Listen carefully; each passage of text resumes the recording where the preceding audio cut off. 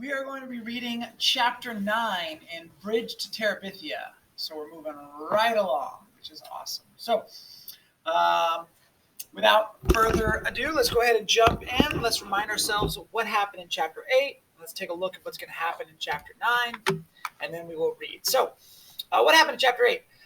It was Easter. Jess and his family went to church. Leslie went along with them, and she thought it was beautiful. Jess and Leslie and Maybelle talk about the idea of when you die, do you go to heaven or hell, rather? And Leslie said, I don't believe that a God would do that. And Jess and Maybelle were a little bit concerned. They're a little worried about that.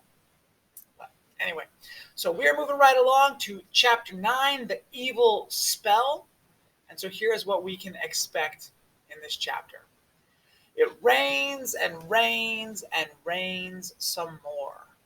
Jess and Leslie go to Terabithia anyway. The creek has a ton of water in it. It's kind of dangerous. Jess is scared, but he still crosses. Remember, Jess was scared when Leslie wrote her paper about scuba diving, and so he's scared to cross over the water. Leslie suggests that the rain is from evil spirits, and so they have to get these evil spirits to go away, and it just keeps raining. That's what we're going to read about in this chapter. So here we go. Let me move this over a little bit. Please follow along with your PDFs. What am I going to do here?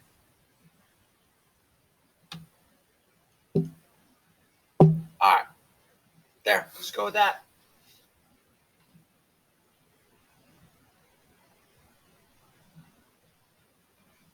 All right.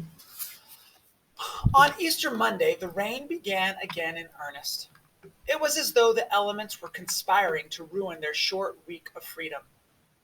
Jess and Leslie sat cross-legged on the porch at the Burkses, watching the wheels of a passing truck shoot huge sprays of muddy water to its rear. That ain't no 55 miles per hour, Jess muttered. Just then, something came out of the window of the cab. Leslie jumped to her feet. Later, Bug! She screamed, after the already disappearing taillights. Jess stood up too. What do you want to do? What I want to do is go to Terabithia, she said, looking out mournfully at the pouring rain. Heck, let's go, he said. Okay, she said, suddenly brightening. Why not? She got her boots and raincoat and considered the umbrella.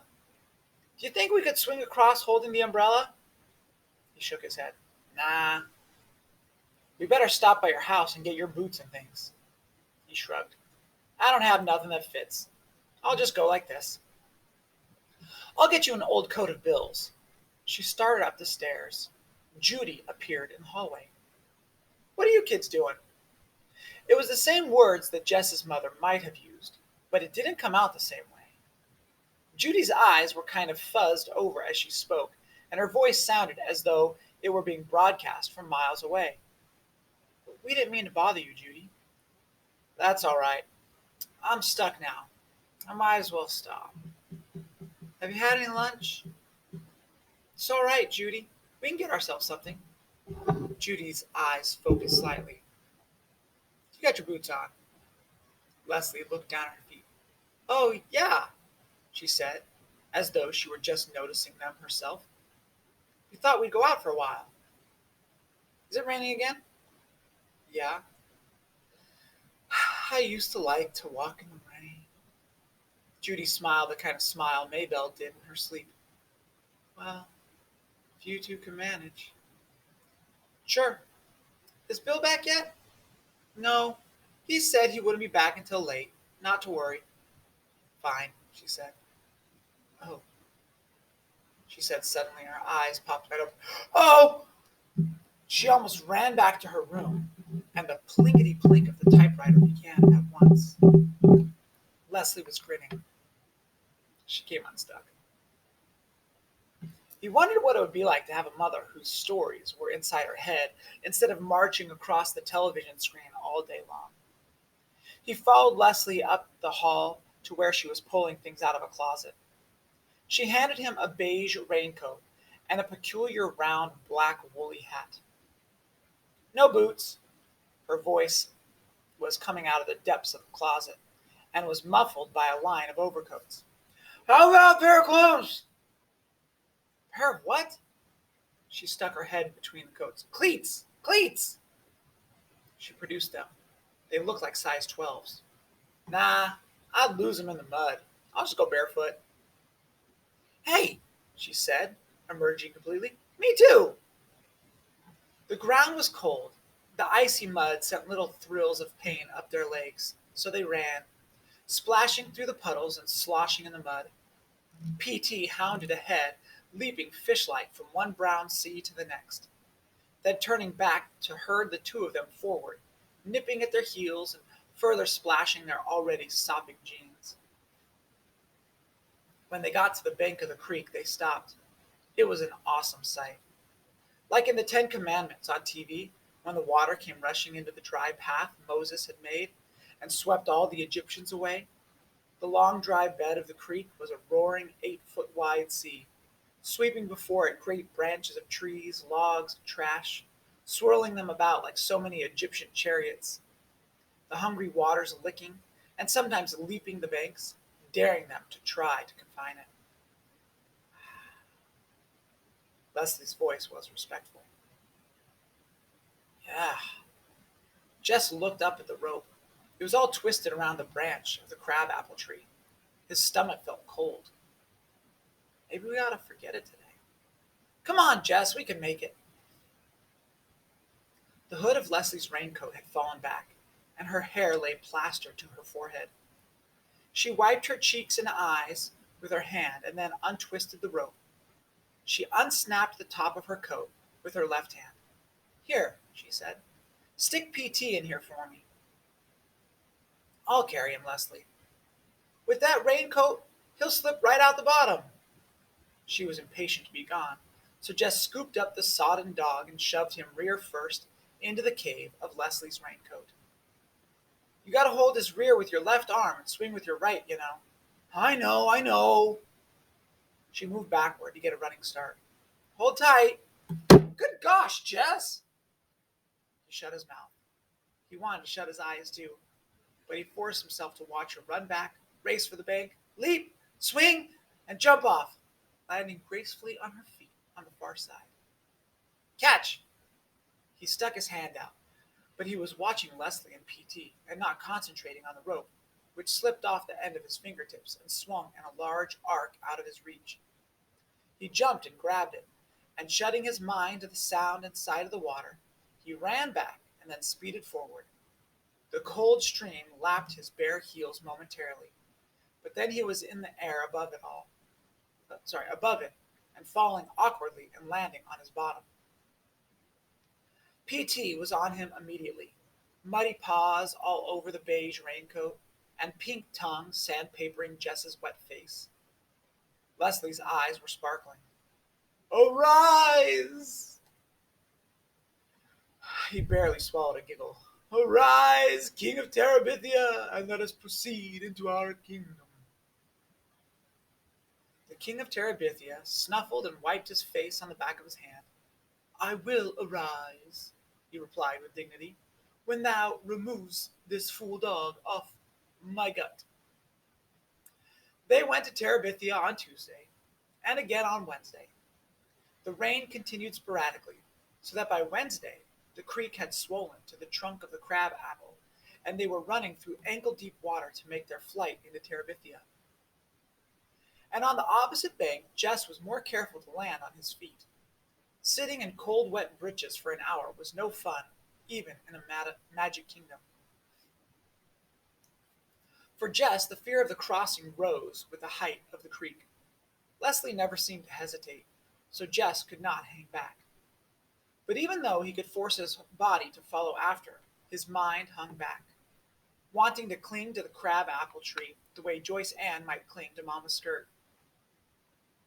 While they were sitting in the castle on Wednesday, it began suddenly to rain so hard that water came through the top of the shack in icy streams.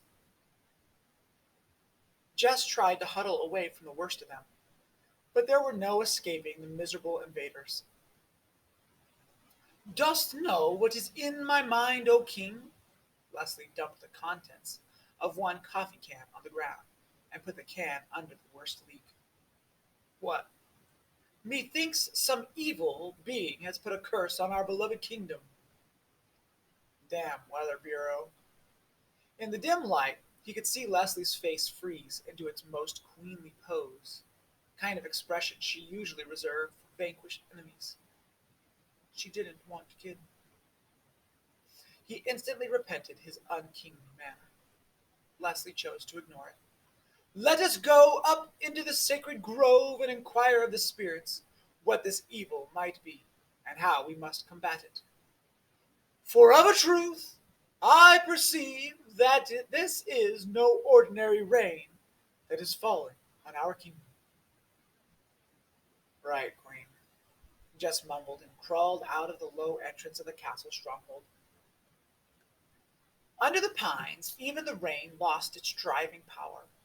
Without the filtered light of the sun, it was almost dark, and the sound of the rain hitting the pine branches high above their heads filled the grove with a weird, tuneless music. Dread lay on Jess's stomach like a hunk of cold, undigested doughnut.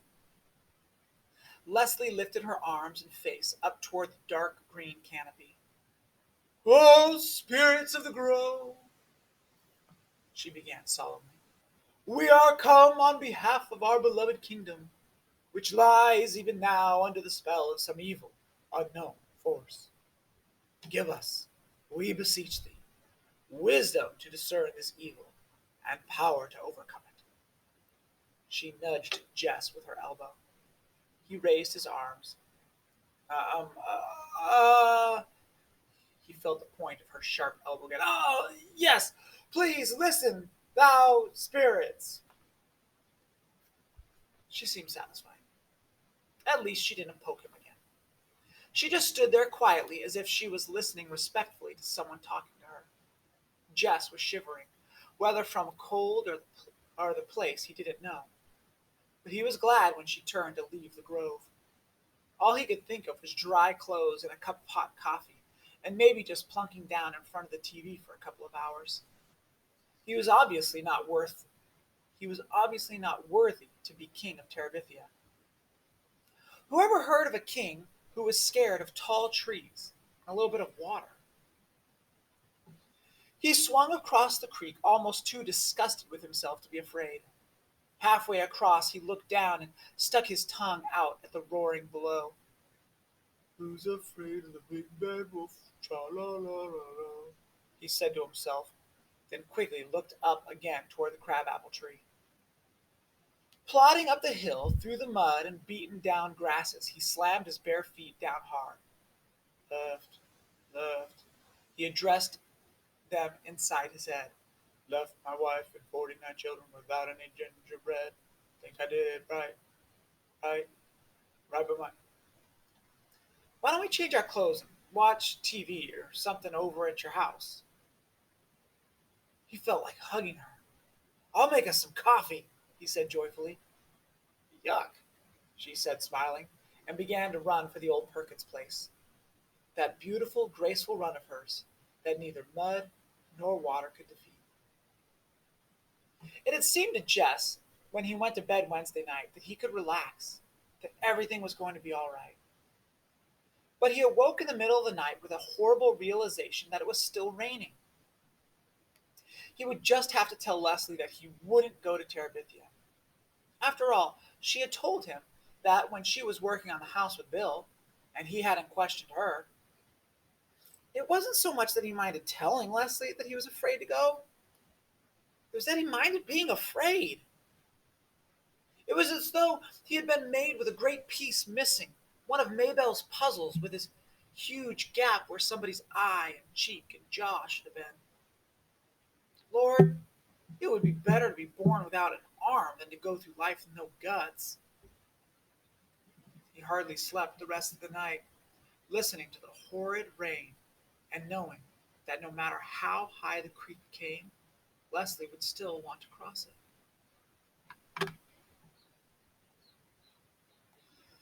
Okay, so they're sitting there at the beginning watching the truck drive by, and they're watching the spray of water. This is imagery, and we've all seen trucks and cars do this.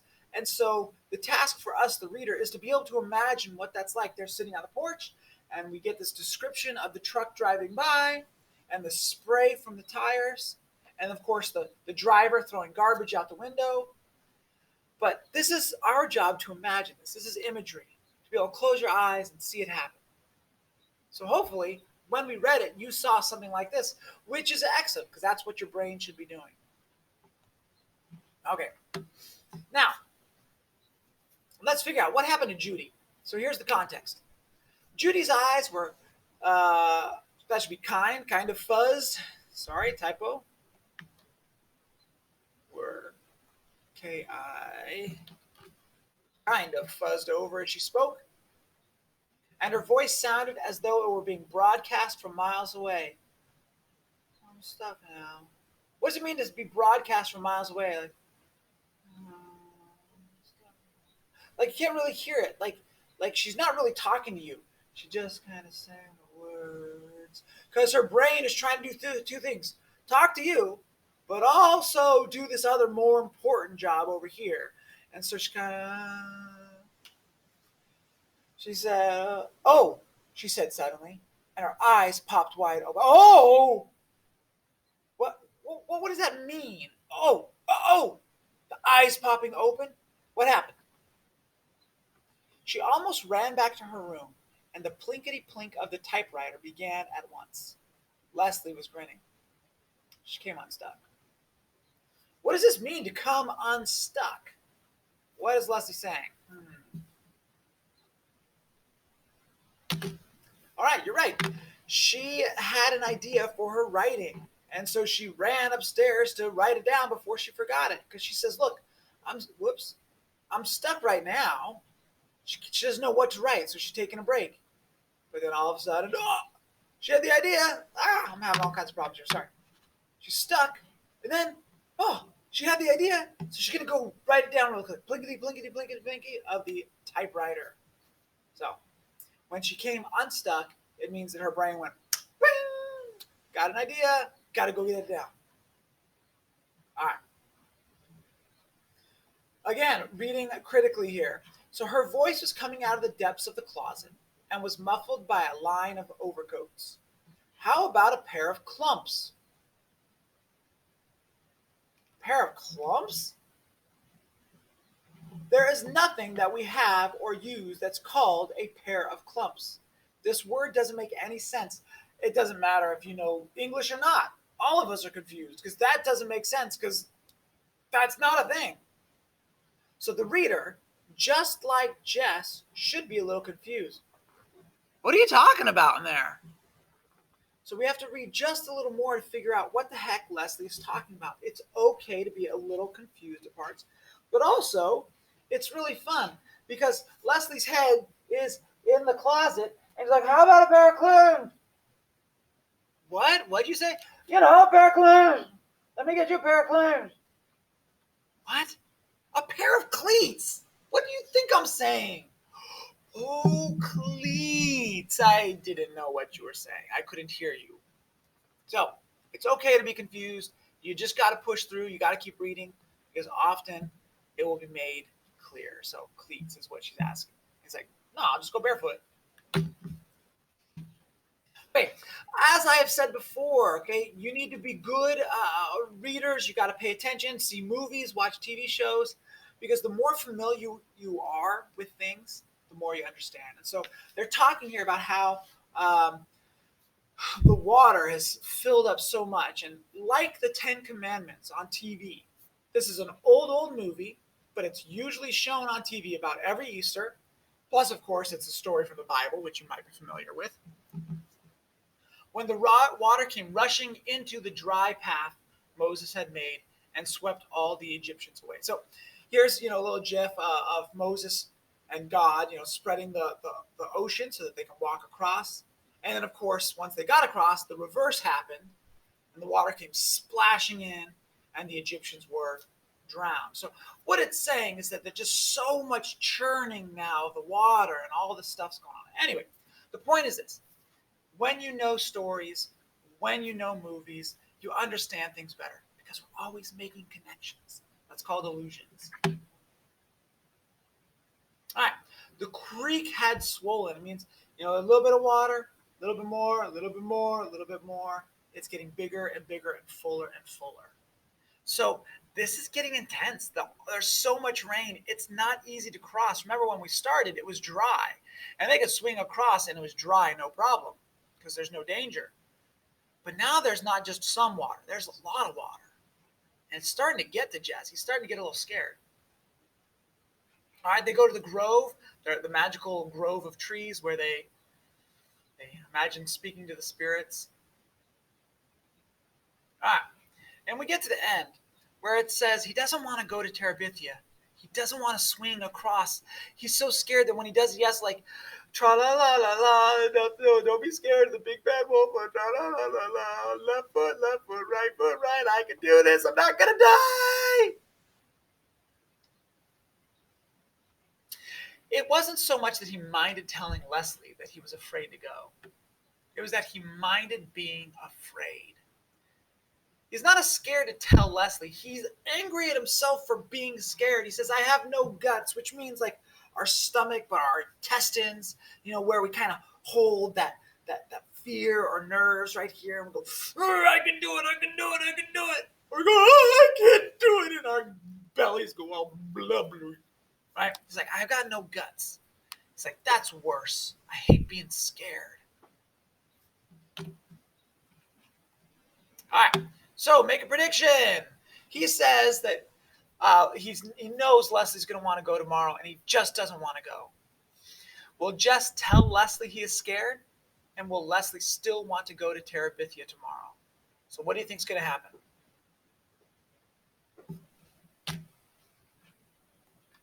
All right. We will find out. So here's what happened in chapter 9. Let's summarize real quick. It rains so much that the creek floods. Jess and Leslie go to Terabithia, but Jess is really scared to cross the creek. It rains all night, and Jess is worried about going to Terabithia the next day. He doesn't want to disappoint Leslie, but he is afraid that she will still want to go to Terabithia, even though it means crossing the flooded river. So, all right. That's all there is for now. Take care. Have a good day.